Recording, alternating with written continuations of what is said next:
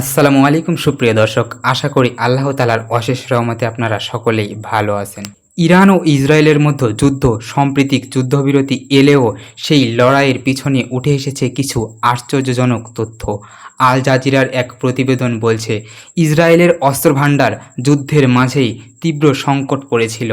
বিশেষজ্ঞদের মতে, ইরানের সঙ্গে প্রতিদ্বন্দ্বিতায় ইসরায়েল এমন এক পরিস্থিতির মুখোমুখি হয়েছিল যেখানে তাদের গুরুত্বপূর্ণ অস্ত্রশক্তির অনেকটাই ফুরিয়ে গিয়েছিল।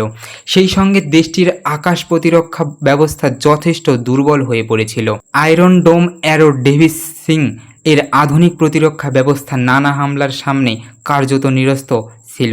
আর সেই সুযোগ নিয়েই ইরানের মিসাইল হামলা ইসরায়েলের বিভিন্ন শহর ও সামরিক স্থানে ব্যাপক ধ্বংসস্তূপ তৈরি করে। হাইফা শহরের ওপর মিসাইল হামলার সময় সাইরেনও বাজেনি, যা ইসরায়েলের নিরাপত্তা ব্যবস্থার বড় প্রশ্ন তুলেছে। যুদ্ধ শেষ দিনেও ইরান ৬ দফায় তীব্র আঘাত আনছিল, যেখানে বীরশেবা, জেরুজালেম, তেল আবিব সহ প্রধান সামরিক ঘাঁটিগুলো লক্ষ্যবস্তু ছিল। যুক্তরাষ্ট্রের প্রযুক্তি ও অর্থায়নে গড়া এই প্রতিরক্ষা ব্যবস্থাগুলো কিন্তু ইরানের হামলার সামনে বেশিদিন টিকতে পারেনি। এমন পরিস্থিতিতে নেতানিয়াহু ও ট্রাম্প শেষ পর্যন্ত যুদ্ধবিরতি ঘোষণা করতে বাধ্য হয়। এই ঘটনা প্রমাণ করে, আধুনিক অস্ত্রশক্তি ও প্রতিরক্ষা ব্যবস্থা থাকা সত্ত্বেও যুদ্ধের জটিলতা ও পরিকল্পনার ত্রুটি কখনোই বড় ধাক্কা দিতে পারে। এই আলোকে মধ্যপ্রাচ্যের সাম্প্রতিক যুদ্ধ আমাদের জন্য এক গভীর শিক্ষা ও সতর্কতা বহন করে। যুদ্ধের সময় ইসরায়েলের বহুল পরিচিত আকাশ প্রতিরক্ষা ব্যবস্থা আয়রন ডোম ও অন্যান্য সিস্টেমের কার্যকারিতা যে কতটা সীমিত হতে পারে তা এবার সবাই দেখতে পেয়েছে। এই প্রতিরক্ষা ব্যবস্থা মূলত লেবানন ও গাজা থেকে আসা রকেট হামলা ঠেকানোর জন্য ডিজাইন করা হলেও ইরানের ব্যাপক এই সুসংগঠিত মিসাইল হামলার সামনে তারা অর্থায়ন প্রমাণিত হয়েছে।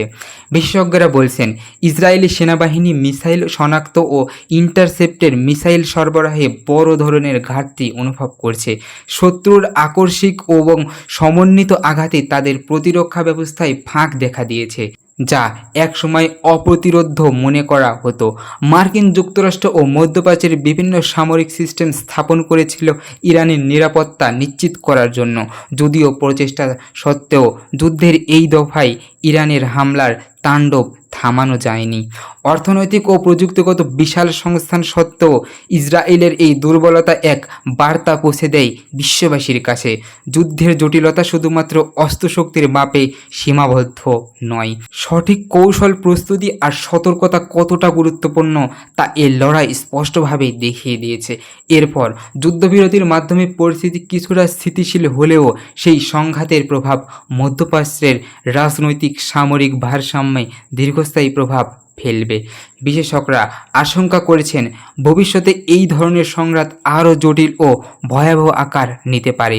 প্রিয় দর্শক, এই ইসরায়েল কিন্তু একসময় ফিলিস্তিনিদের উপর চরমভাবে নির্যাতন করত এবং কিছুদিন আগে কিন্তু আমেরিকা ও ইরানের উপর হামলা চালায়। তারই প্রতিশোধ হিসাবে ইরানও হামলা চালিয়েছিল এবং এই ভয়ে না পেরে বর্তমানে আমেরিকার প্রেসিডেন্ট যুদ্ধবিরতি ঘোষণা দিয়েছে। প্রিয় দর্শক, আজকে এই পর্যন্তই।